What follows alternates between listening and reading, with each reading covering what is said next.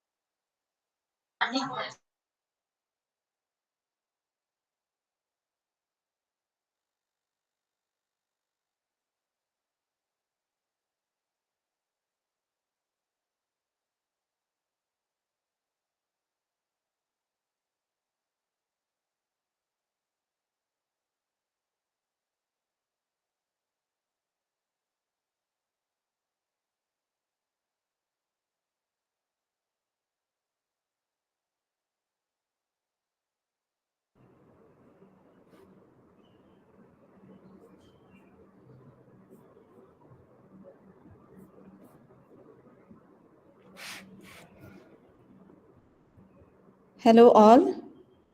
I hope you can see my screen. Can somebody please confirm if you can see my screen?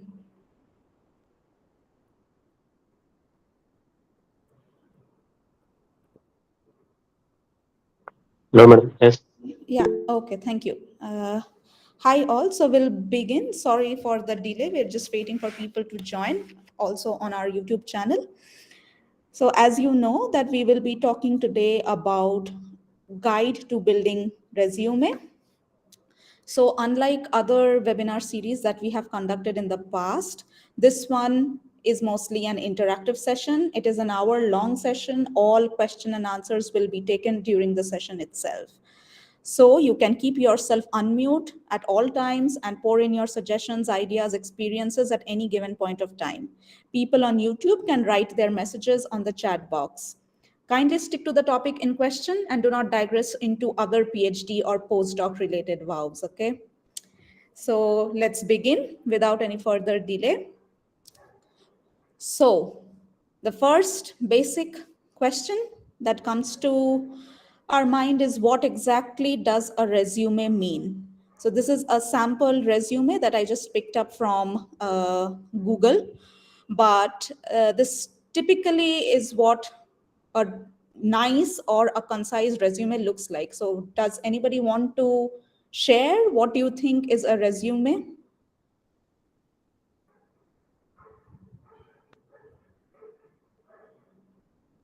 Come on, this is an interactive session. I'll give the answer, but I would prefer that we can talk during the session as well. And if there are any points that you would like to add on, which I might not cover or which might I just skip, you can always add on to it. Okay, since nobody is answering, so I'll just go ahead. So resume is basically a brief informative summary of your professional educational experiences as well as your skills. It must highlight your strongest assets and skills that will help differentiate you from others seeking the same position. So your resume needs to be something that needs to stand out of the millions of applications that usually goes to a graduate school or to a job application. Yeah. However, what exactly is a resume and how is it different from a curriculum vitae or CV? Do you think those two are the same things?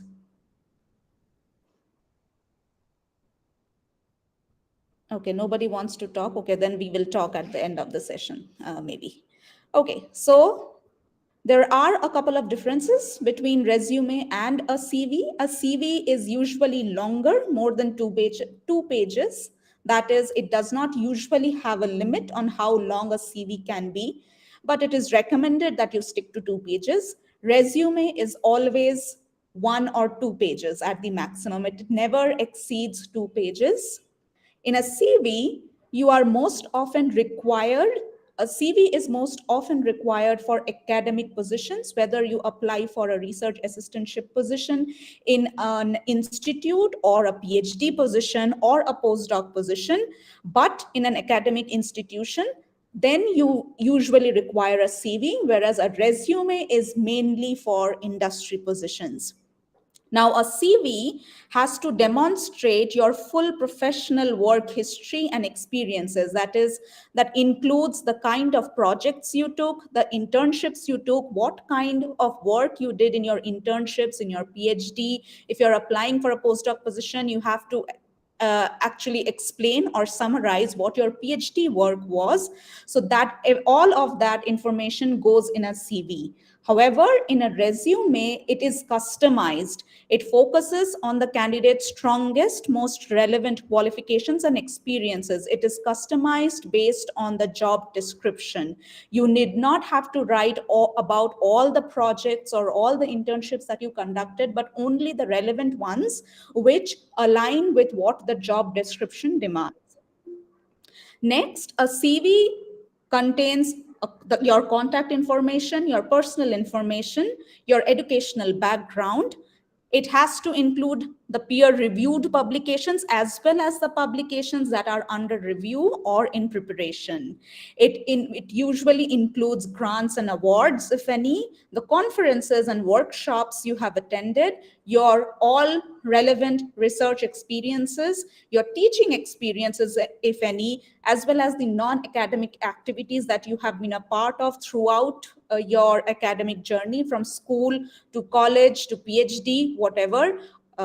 Language and skills that you have. And of course, you need to provide references, at least three, but sometimes two also works. For a resume, there are certain things that you don't require as compared to what you require for a CV. It again includes your contact and personal information. It needs to highlight your work experience, which can be both academic and non-academic, depending on how your career trajectory has progressed, your educational qualification. Skills, which is a very important part of a resume, you need to mention highlight your skills, your strongest assets, and others, which you can omit also some part of it or keep it based on how much space you require, which include publications, posters, licenses, certifications, or any kind of particular interests that you have. So there are, as you can see, a couple of differences between what a CV looks like and what a resume looks like. Now coming to a few helpful tips which actually can be applied to both CV and a resume. So first, the language should always be in an active form. You should not write that I am a PhD candidate, so and so. There should never be a sentence which starts with I or we or us or something like that. It should be in active form. We'll come to it in greater details in the next couple of slides. Then it needs to be articulated. It needs to be concise, not flowery. Don't use some heavy words. Don't use some kind of very difficult words. So just plain, simple English and very concise. That's what a resume and a CV requires. You need to be consistent in formatting and in your content. There needs to be a regular spacing of the white space. So do not change your format from Times New Roman and suddenly to Arial and all of that. Just stick to any one format. It can be any format that you like. Try to make it as professional as possible. The formatting should be like that. However, it needs to be consistent across your CV and a resume. Do not use personal pronouns, like I already mentioned, like I. You should not mention that. It needs to be fact based. It needs to talk about the quantity and the quality. So it's you don't have to really write that you had produced 5 publications. Rather, you just mention the publications in bullet points, or the kind of number of workshops you've attended. Just mention what kind of workshop it was, rather than talking about 5, 6, 7 or something of that sort. It needs to be very fact based. Needs to just highlight what you did in your academic career or when you are moving on to an industry. Yeah. And then it needs to have headings in the order of its importance. So for an industry job, it is usually preferred that you write your experiences in the beginning. In case of an academic position, it is usually important that you mention first your educational qualification and then you write about the projects that you have been a part of. So you have to list your headings in order of importance and also on the basis of what kind of job you are applying to, whether it is an academic job or an industry job. Moving on, so there are a couple of do's and don'ts in both a CV and a resume. So, like do's, you have to balance the white space, like I mentioned earlier. You have to use consistent spacing, underlining, italics, and bold format for emphasis, things that need to stand out. But you can underline those, you can make them italics or bold so that it catches the eye very easily. So, a recruiter or a graduate school the first people who look at applications in a graduate school, they screen through like multiple hundreds and hundreds of such applications. So how do you make your CV or a resume stand out in that case? So if you use certain bold letters or italics which actually align with what they are looking for, what the program is looking for, or what the industry is looking for, so that it easily catches their eye, it is usually helpful. So do that. Then write in the manner that it can be scanned quickly, because again, a recruiter is going through multiple, like hundreds and hundreds of applications. So it needs to be written in a manner that they can see exactly what they want to see in the right places. So usually it is supposed to be in a reverse chronological order. So you should start from your current position and then move backwards until your probably your bachelor's. Sometimes you can also talk about your schooling as well. Now be sure that the formatting is intact. Again, it needs to be consistent. Do not change formatting between lines. And when also you need to be sure that when you convert that file into a PDF version, the formatting is intact. It has not gone haywire. So just ensure that these are correct. Okay, don'ts: do not use any kind of abbreviations. Do not use pronouns like I. You do not have to put your picture in a CV or a resume. Sometimes it is preferred, but mostly you do not require to put a picture. You don't have to mention your age or sex. Uh, References you don't have to put in case of a resume.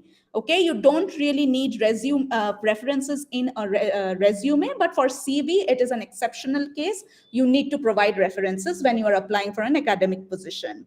Now do not start each line with a date. Your date should come at the end rather than in the beginning. Do not use any kind of slangs or any kind of like local languages. Try not to have any spelling or grammar errors, and don't make it too long, of course, and do not miss your email and phone information. Your contact information is extremely important. Now that doesn't mean you give them your address and all as well. An email, a phone and a phone or a mobile phone or a LinkedIn contact would do. Now, did you know that all of Europe, New Zealand, and Australia use a CV to describe what is the equivalent of a US resume? So there is no distinction between a CV and a resume. It usually means the same in all of Europe, New Zealand, and Australia. Again, both of these are meant to be brief, targeted 1 or 2 page document. Even if CV doesn't really have a limit on the number of pages, it is usually recommended that you concise your CV into 2 page document, maximum 2 page document, because beyond 2 page, nobody reads. So in a hiring industry, whether it is academic or non-academic, there is no formal difference now between a CV and a resume.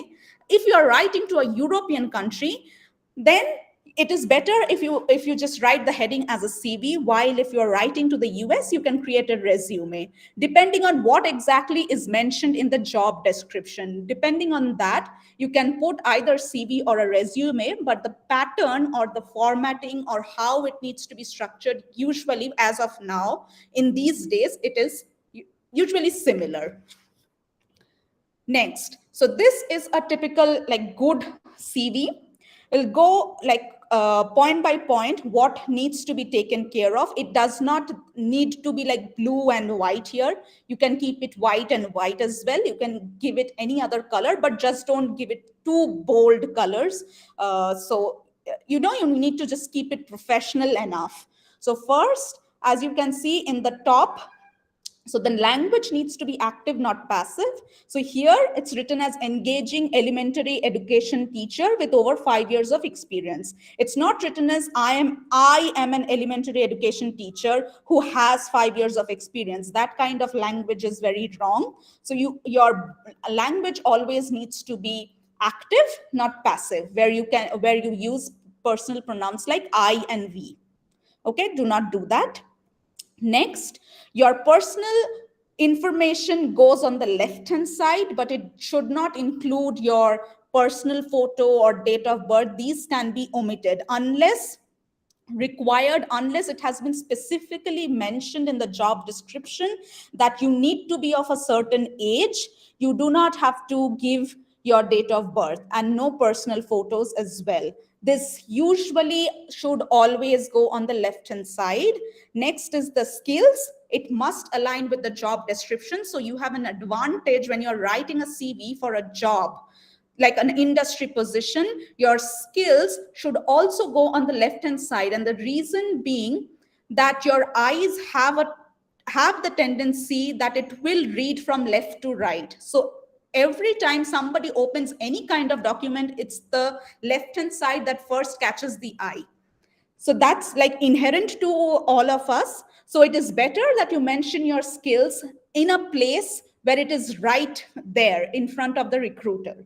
So that is all that they require to see in order for you to give an interview call, or like whether you actually would fit the job. It doesn't mean a good resume or a good CV doesn't mean that you will get the job, but it will definitely help you get an interview call. So you need to put those things which are the most important in places where it catches the eye very easily.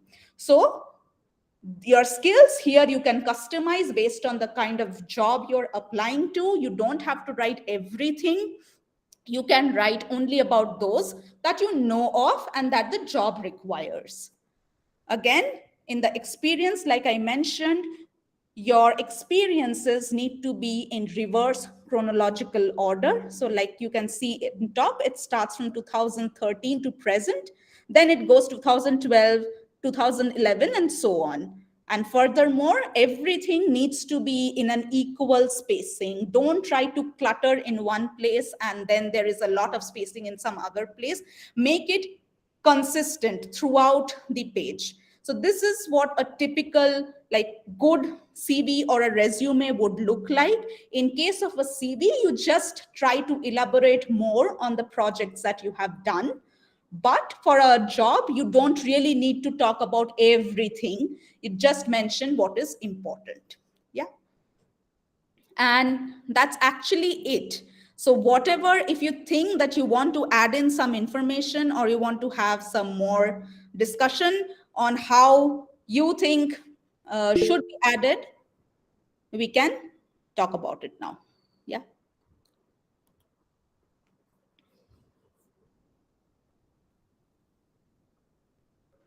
I have a question. Yeah, I'll stop presenting as of now. Yeah, if required, then So, I'll put it back. Yeah. so in case of academia CVs, when we note down our experiences, we mention, like, for example, I've done a stint for 6 months at some place. So I will write the title of the project and then what all Yes. um, Yes. techniques I performed or jobs I was given. So in Yeah. case of industry, how can we communicate those in terms of skills and the kind of techniques that we have learned instead of writing a whole lot of jargon? Yeah, so in case of skills, you just mention the techniques in the skill part. All the just the techniques that you are aware of. You don't have to mention the entire project that you did. Not always. In case it is relevant to the job you are applying to, then you can mention it in your experience. But if you don't require it, then just mention, for example, that you learned R programming, okay, in your internship, for example. So you just mention in your skill that you know R programming. That's it. And you don't have to really write about all the internships and all in your experience in that way. Does it answer the question? Yes, thank you. Yeah, thank you. Any more questions? You can also type your questions if you need to.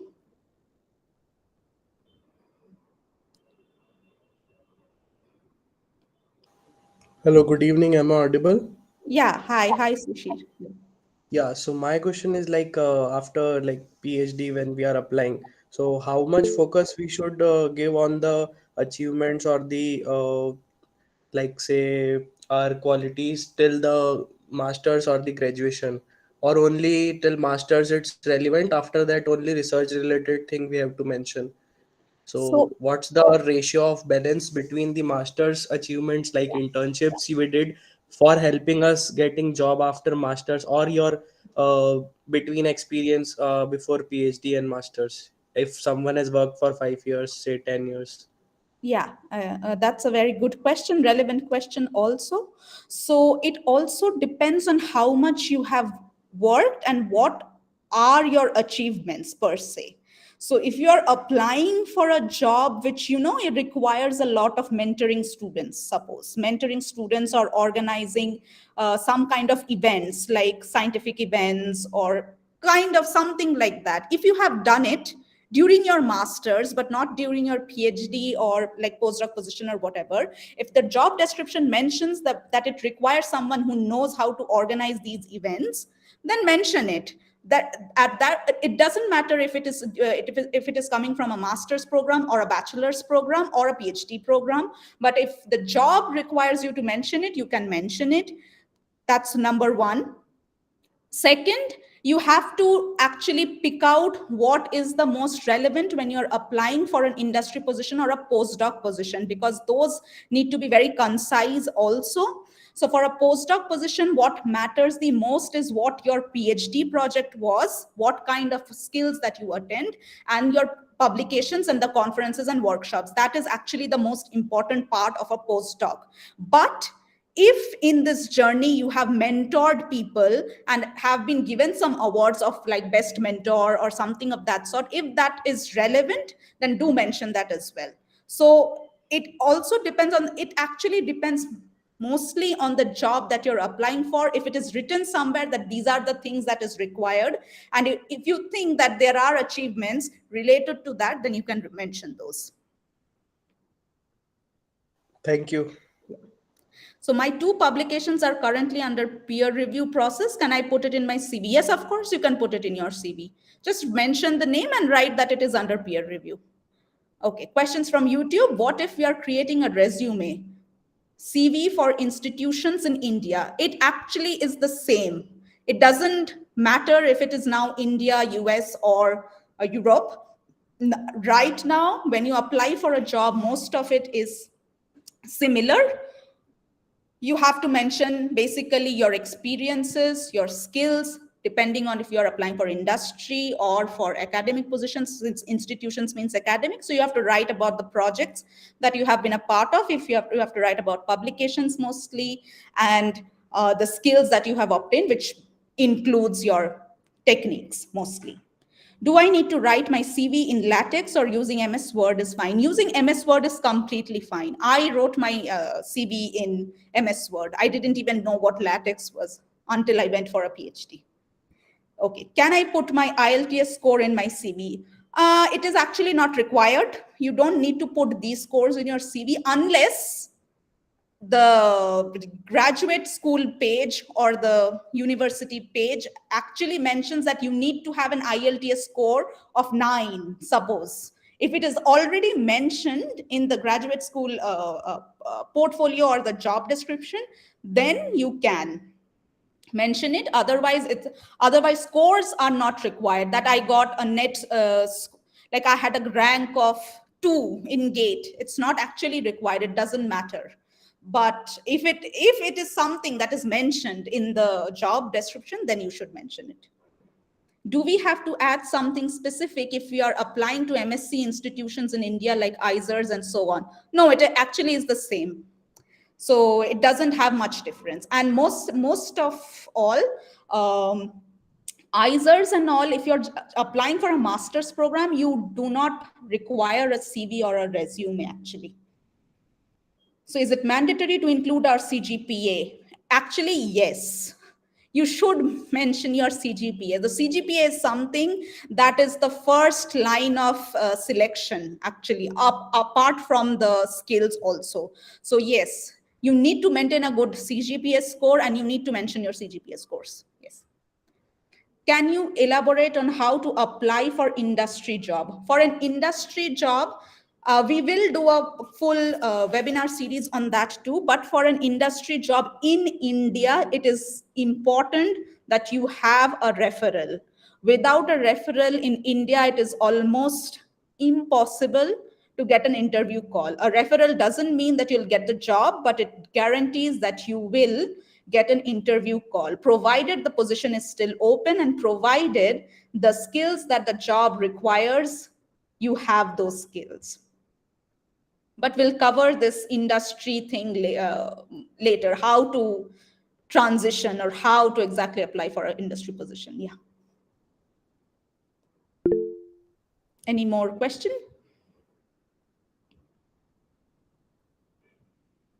Or anything you would like to add? Any experience that you had, something?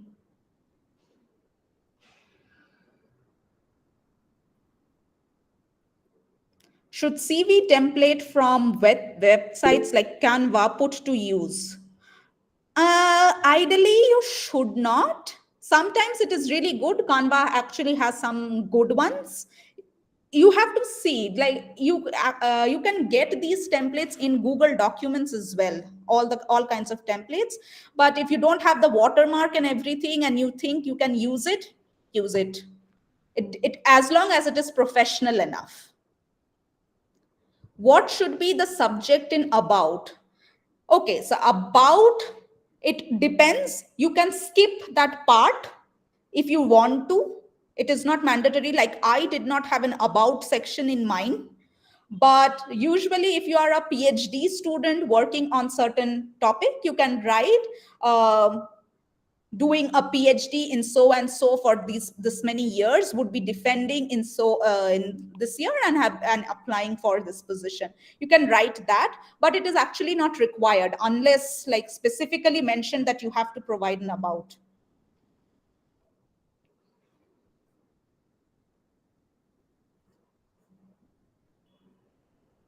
Any more questions?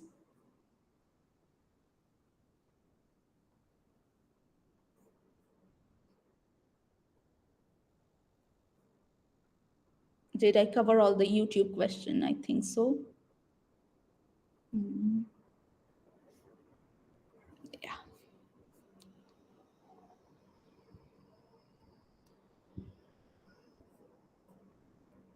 Are there any more questions?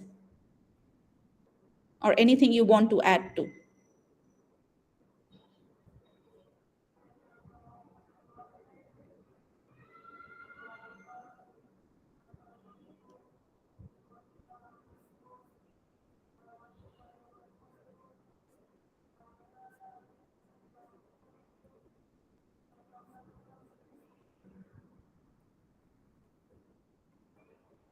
If there are no more questions, then we will conclude the session. You can also write to us on our email ID, like phdsofindia@gmail.com. Anytime, if you have any queries, you can always write to us and we'll get back to you. There is another question. Would it be possible for us to see an example of an academia resume versus an industry resume? Okay, that's a good question. Right now, I don't have an academia resume, but the industry resume is something which I already showed in the presentation. Actually, that is typically what an industry resume looks like. For an academia resume, maybe I'll just email it or put it up. If you can just if you have registered, you have registered because you are in Google Meet, I think. So we'll send one academia resume. Yeah. Sorry, I didn't put one academic resume. Thank you so much. Okay, so we'll conclude the session and we'll probably get back again next week or the week after with a new topic. Thank you. Thank you, Dipti. Thank you, Vijay Kumar. Thank you.